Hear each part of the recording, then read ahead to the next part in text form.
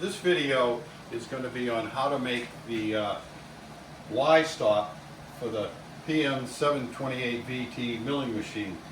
I've done 3 versions of the stop, and the first 2 were a little too, I would say, flexible, or they wouldn't hold an exact measurement. When you went back the second time, it would move 5 or 10 thousandths because it would flex. So what I came up with is this bar here, and it has to be set on an angle so you can hit the table up here directly. So what I've got to do is make a slider for here and an adjustable stop. And the criteria for this thing was I wanted it to come off very easy. I don't want to have a lot of work taking it on and off. So what I've done is put it on with 2 bolts. I'll take it off and show it to you.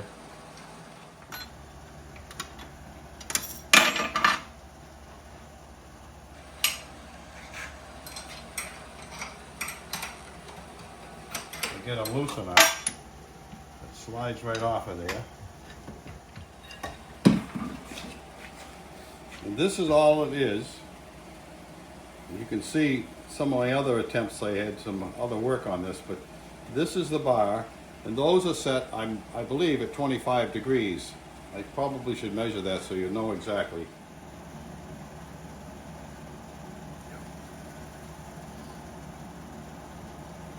Yeah, they're exactly 25 degrees.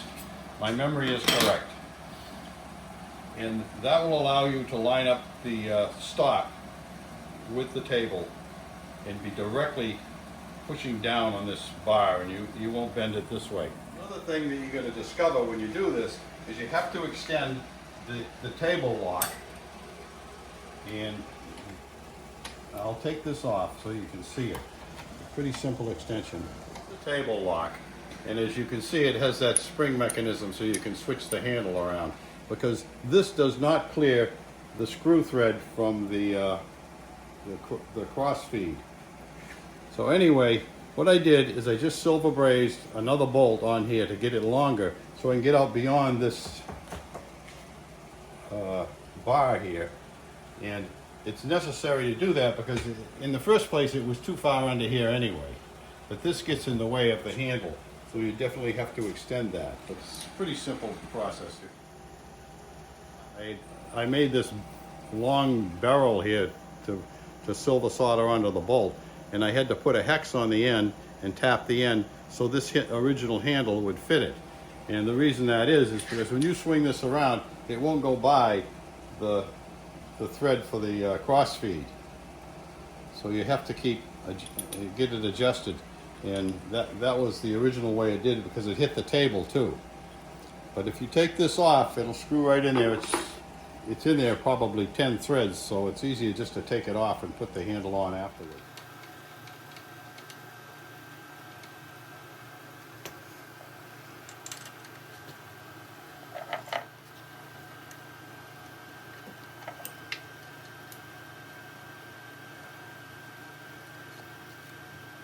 As you can see, the handle sticks out beyond the bar quite a bit now. Before, it was way up underneath here, and you had to, every time I reached under there, I got the imprints of the thread on my hand. Another thing, I'll show you the X stops that it comes with. I had to put this piece on here, and you get the right wrench here.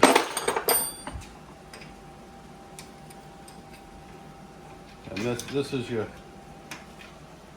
X stop, and I did that on both sides. This is just nothing but a milled out block with a slot in it, and I used a carriage bolt and milled the sides off it as a T-bolt, because I didn't have a T-bolt for it. But it seems to work out pretty good. So now what we got to do is we got to make a sliding plate that goes here, bolt it on this way, and then I'll put a piece on the bottom so it can't move. You know, it'll slide back and forth, but it won't wiggle. There'll be no give. You'll see when I finish it. So let's get that done. So I pulled this piece of scrap out, and the width is pretty good. but the length is at least a ½ inch too long, so I'm going to shorten that up a ½ inch first.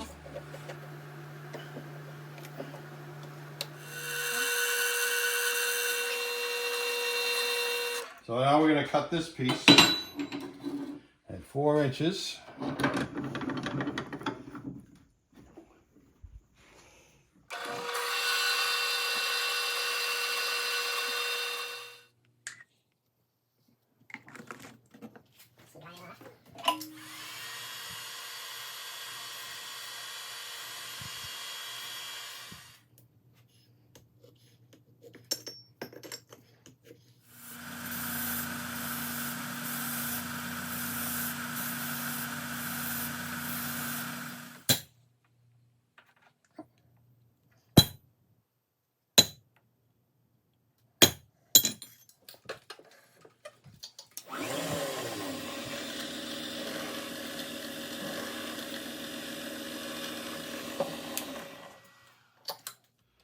So I'm using 1032 cap screws on that, and I believe the clearance is 3/16, which it is.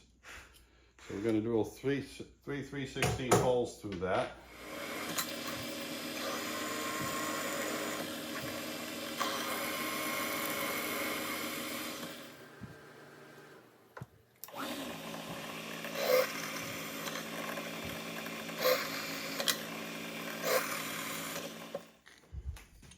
I'm just deburring this so it'll sit flat on the other piece.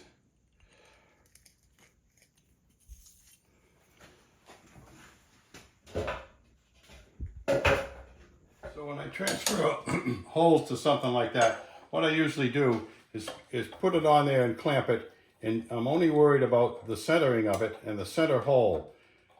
And I'm going to do that first and tap it, and then I will go to the other 2 holes.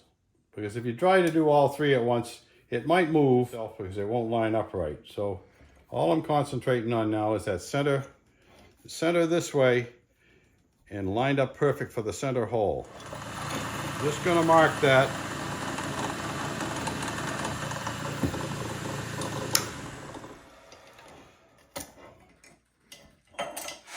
You see, that'll get my drill going correctly.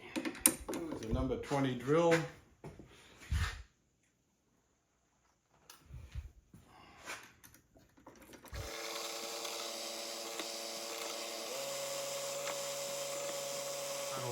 What I'm going to do is put an X on the top here on the right hand side so I know how this goes back on there.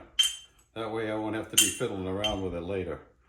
So I'm going to turn this over and I'm going to counterbore on the back side with a clearance hole so I won't have to thread all the way through.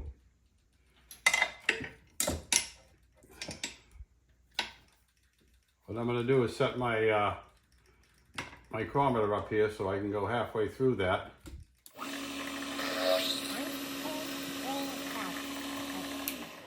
Now I don't have so much thread to make. I've got a good 5/16 of thread there. I'll put it back in here and thread it.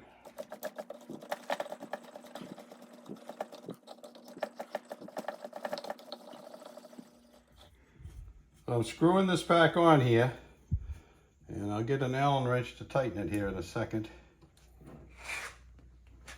Okay.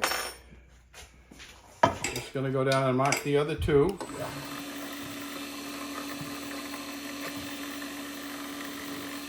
I can drill my tap holes.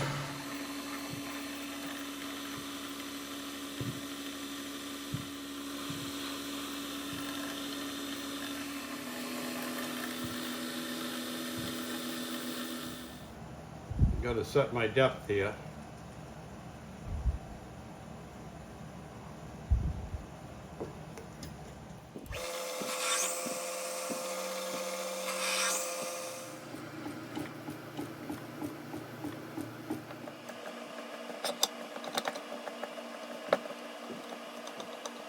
So the next thing I'm going to do is counterbore these a little bit. I can't go all the way through because the head is almost a 1/4 inch.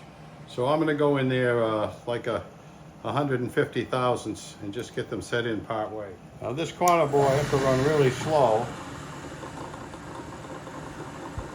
Okay. They chatter like heck.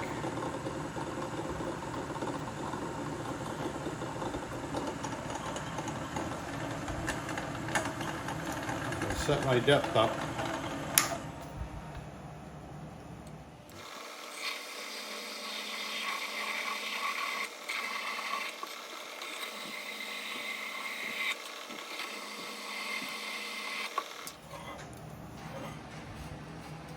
There they are. Bolt that right onto here. Find my X. Goes on this way.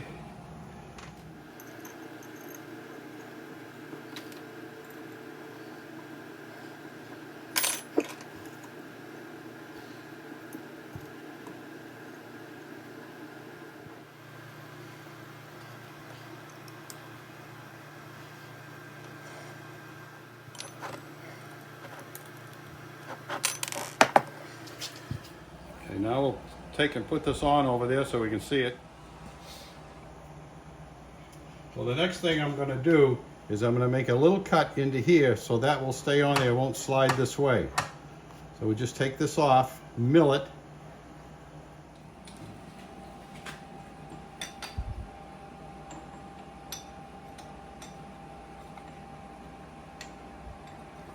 Right one.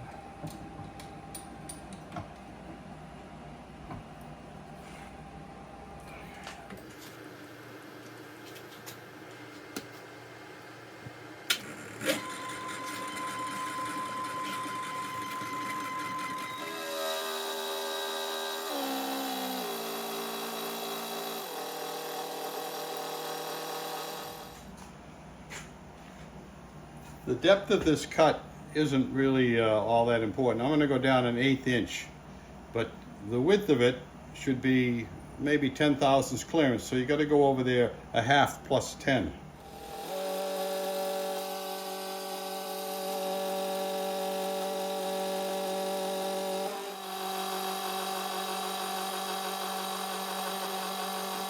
So I want to go 500 and 10. So let's see, that's 150. I got to go back.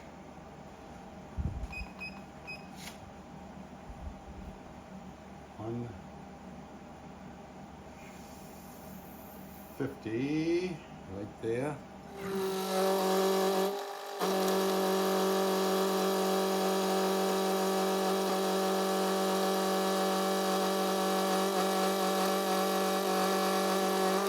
That's just about right, I think. About a 10 thousandths clearance.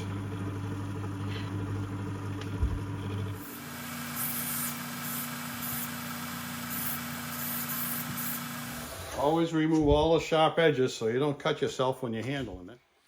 Okay, now you can see that little lip just keeps it in position. I mean, it can be quite loose, doesn't matter. And now I'm going to get a 1/2 inch piece and put it on the bottom here with about 10 thousandths clearance.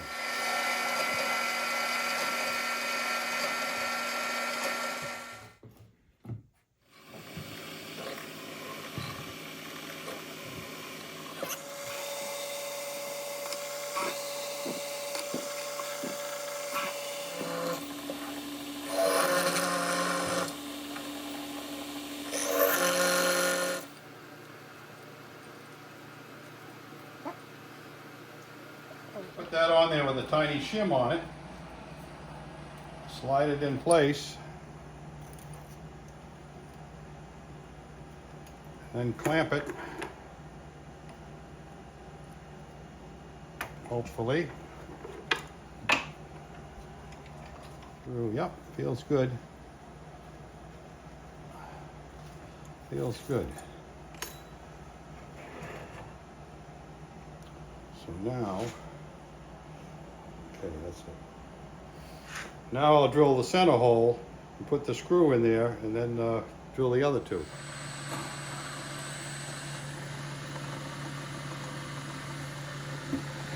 Here again, I'm just marking one hole. I'm going to take it off, drill that, tap it, and screw it on there, and then do the other two. So that's the tap drill. We'll put that through, all the way through.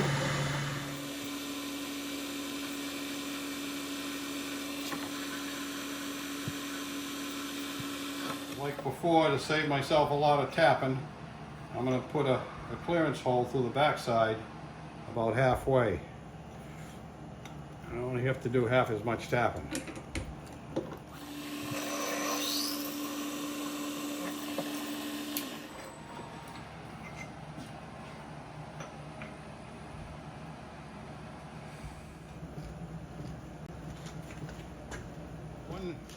One bolt in there and tapped. I'm going to put my shim back in there, hopefully it fits.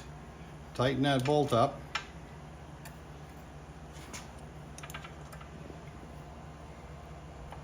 Pull the shim out. And that should give me a little clearance there, and it slides nicely. The other two holes, drill them and tap them, and then counterbore them.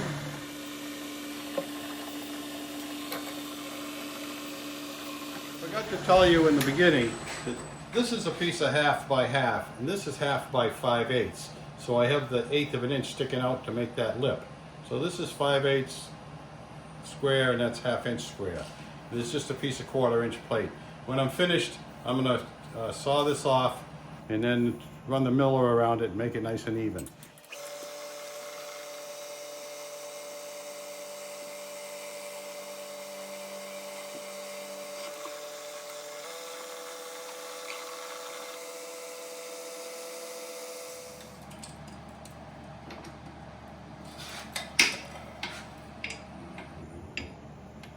Set this up.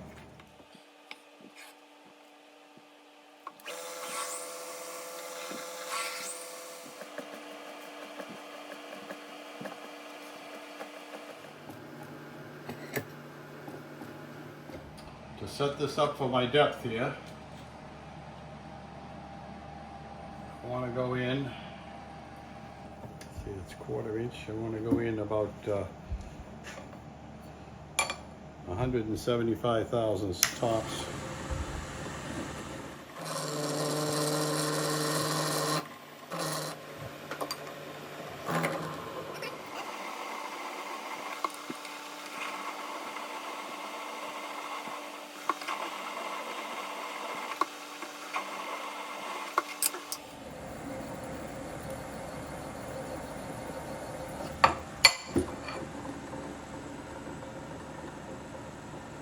So the next step is, we've got it this far, and I need 2 tapped holes in here, and I'm using a 5/16 bolt to fasten it down. So when you slide it on here, you have a way to fasten it down and make it solid. So that's what we'll be doing, just drilling 2 holes and tapping them.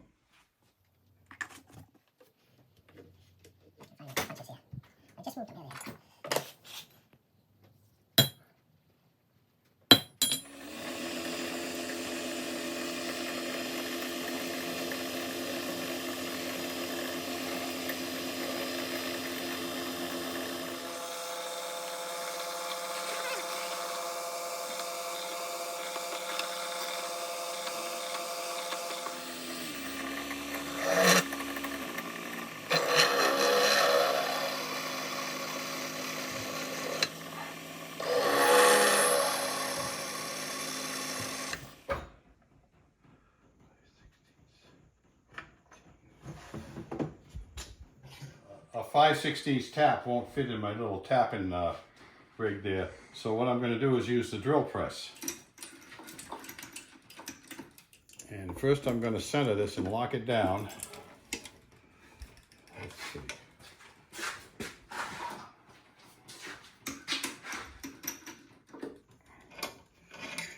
So I'm down too far. So now I'm going to have to realign this. I can't reach down there, obviously, so I'm just going to line this up by looking at the column and looking at it this way. It is still pretty good. So we're going to go with that. Seems almost perfect. I'm just going to start that in there so I get it straight, and then I'm going to move the other one over and get it started. Then I'm going to move it over to the big vise and finish it there.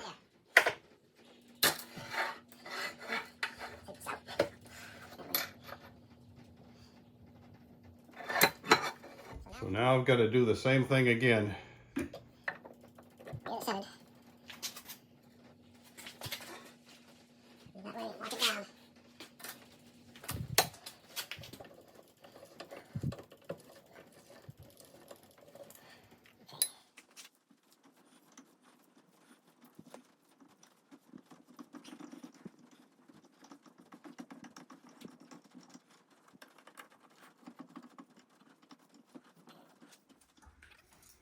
Now, because this is a through hole, I'm using a 2-fluke tack, which will push the chips out in front of it, go right through the hole. I don't have to clear the tap. Makes it a lot faster and a lot easier.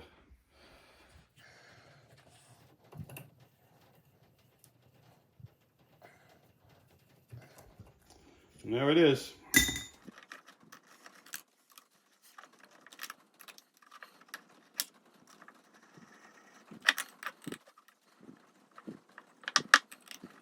Okay, now the next thing we're going to do is take these bolts and put a little knurled round part on there so that I can turn it in by hand much easier. And it also makes a guide for the wrench when I'm tightening it, giving it the final tightening with the wrench. And I'll show you that when it's done. As luck would have it, I have a piece here with some knurls already on it that I did before, and because I've made these little tightening devices before. So I'm just going to part a couple of pieces off of that, and I'll have them.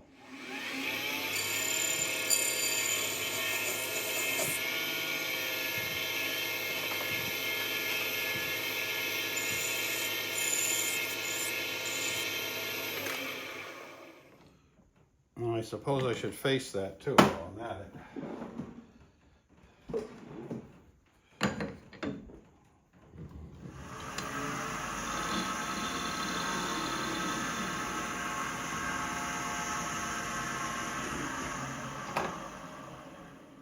Now I'm going to saw this off in the saw instead of using the parting tool.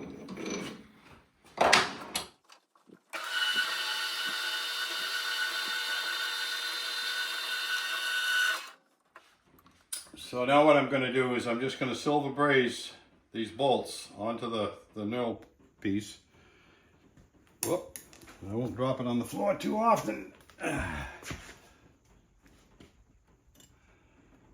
Just going to eyeball that. It doesn't matter if it's perfectly centered, but somewhere in the middle is good. I grab a torch here.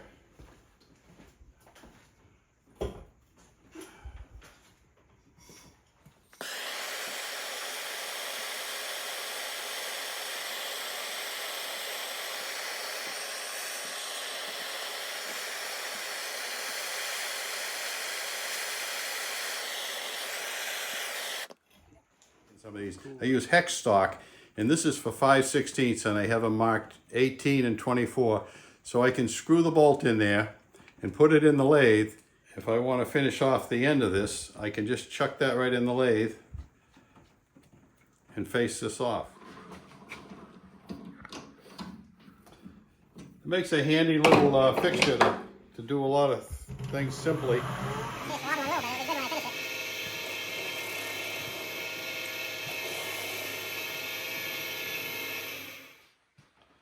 So there's our lock nut with its knurled edge. And as you can see, let me get a wrench here.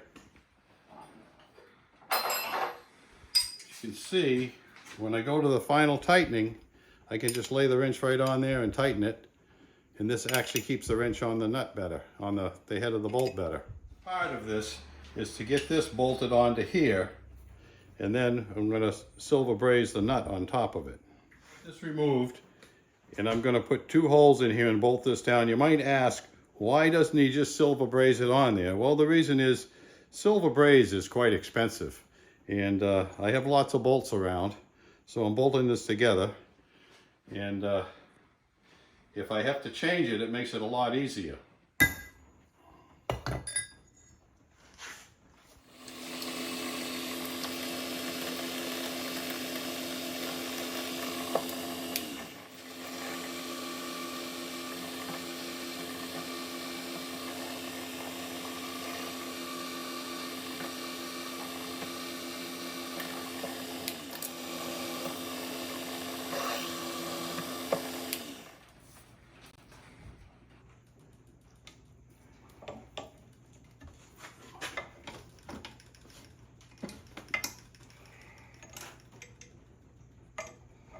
This is going to go on here, thusly.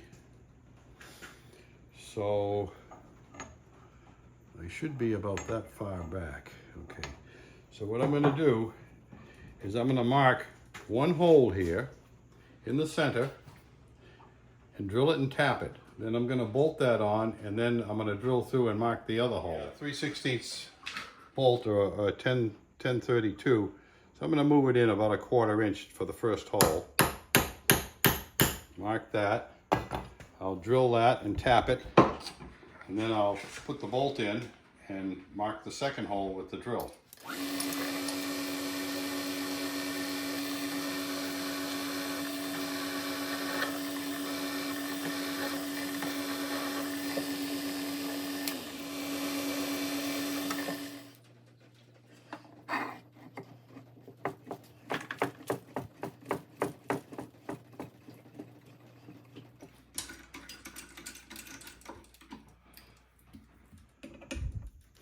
I'm going to counterbore this and bolt the piece on, because the bolts that I have aren't quite long enough to bolt it on, so I have to counterbore it first. A little oil on it. Turn the speed way down.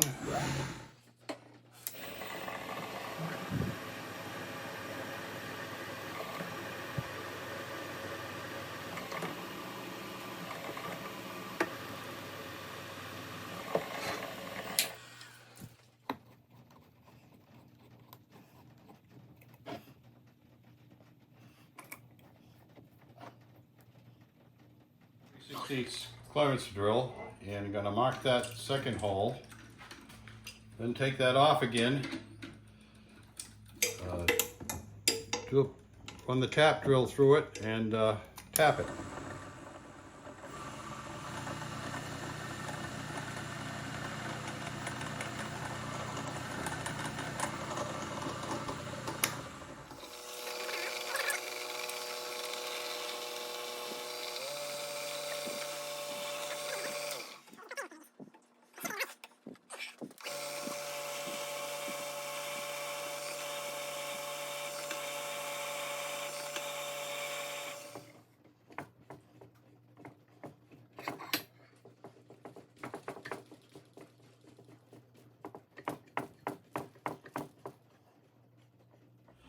I'm just going to cut a piece here and drop it on there, and I'll have a controlled amount.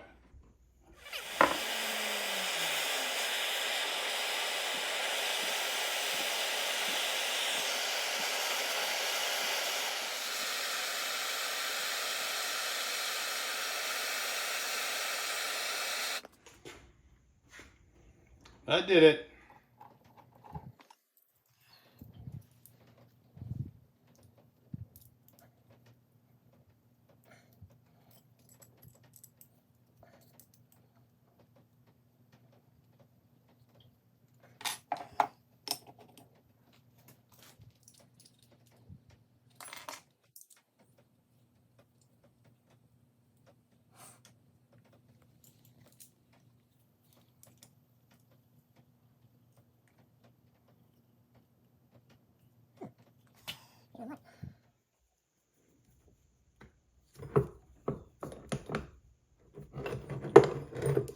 There it is, it's all finished. And I'll just stick it on there and give you an idea of how it works. Just slide it right on there like that, and you can see it hits right up against the carriage. You can lock these by hand, and then it's real easy to put the wrench on there and tighten them.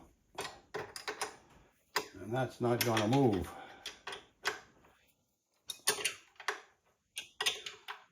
So now all I need to do is make one for the back side.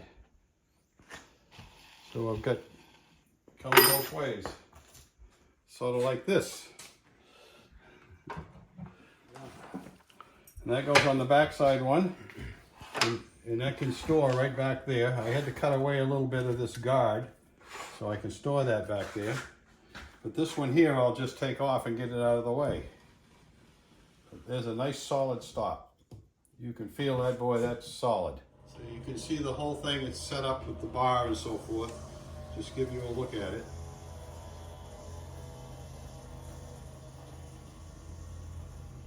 Pretty simple device, and good and rugged.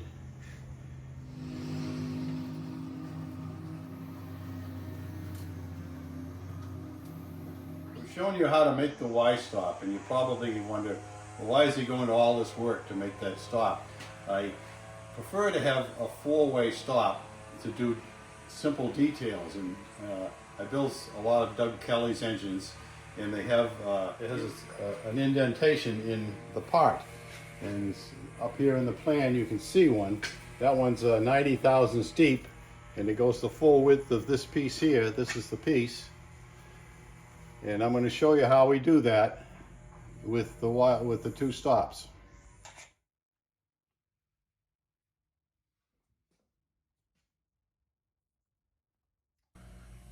Okay, so I'm going to put a couple of lines on here to use as reference.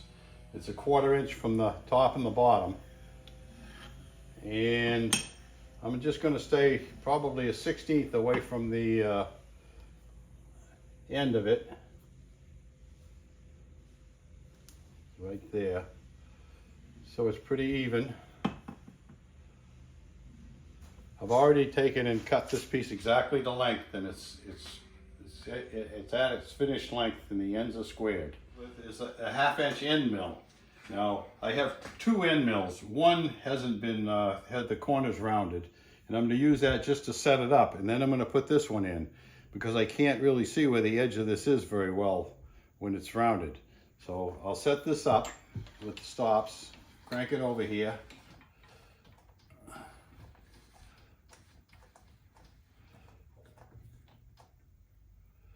Bring that down and lock it. I'm gonna go just a hair more. Okay, now that's come this way, so I gotta set this stop first.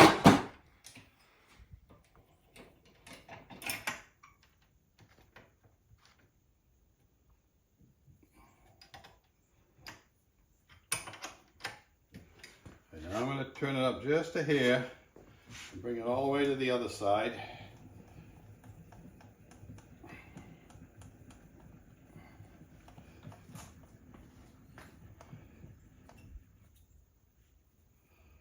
And set this stop.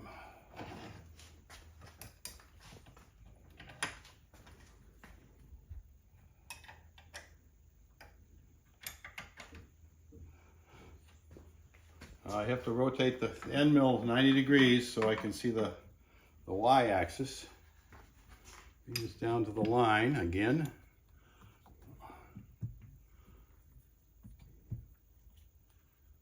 Right there. And that's going this way, so I want to put this one in. Just going to tighten it with the thumb nuts for now. And then we'll go to the other side.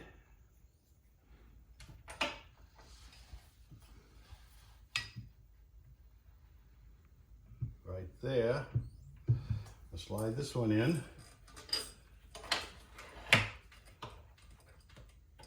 And then I can lock them up with a wrench.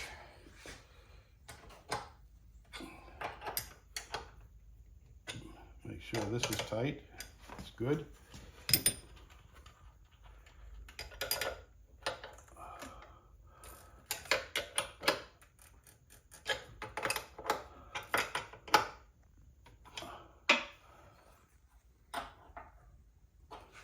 Now I should be able to go to those stops without any problem. If I unlock this, oh, something's still locked here.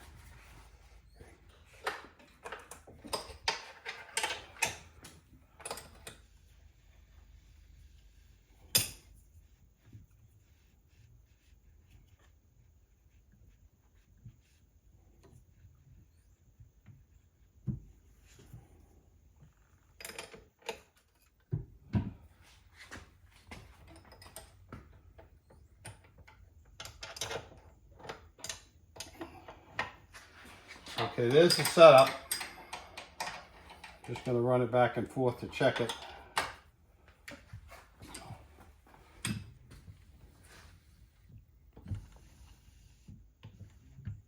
It should go to there. If I turn this 90 degrees, it should be right on the line. Run it to the other side, and it's going to be right on the line.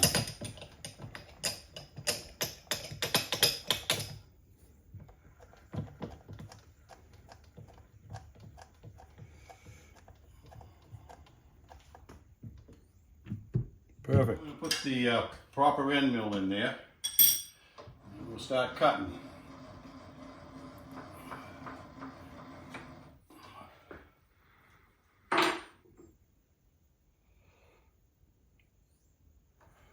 Good corners.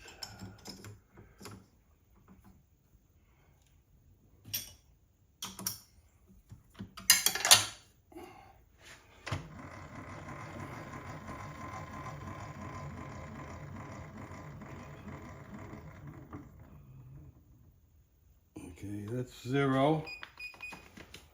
And we're going to go down probably 30 degrees with each cut. So I'll start it up. Whoop. Might help if I turn it on.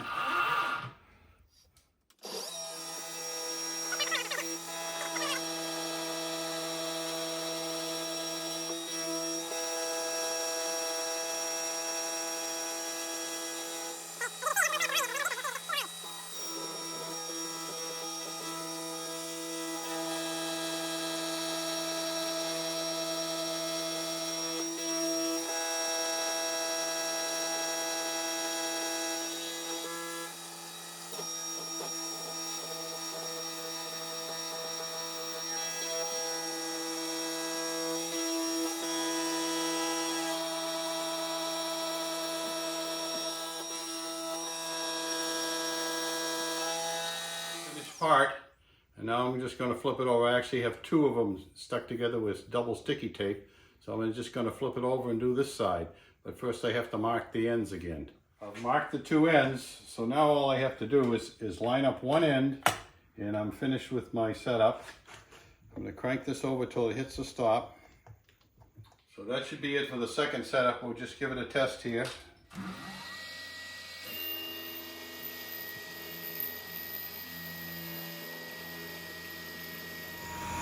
See if it looks right.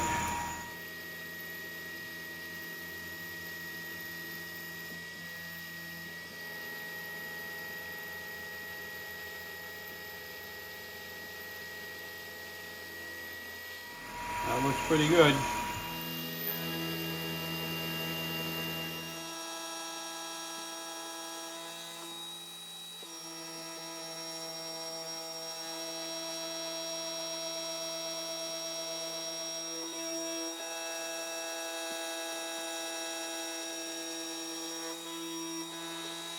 As you can see, having an X and Y stop really speeds up production when you have to make a detail like that.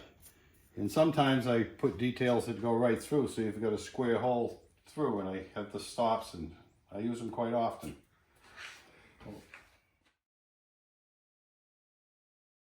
It's all finished, and if you liked what you saw, please subscribe to my channel and give me a thumbs up. That's what keeps us going. Thank you.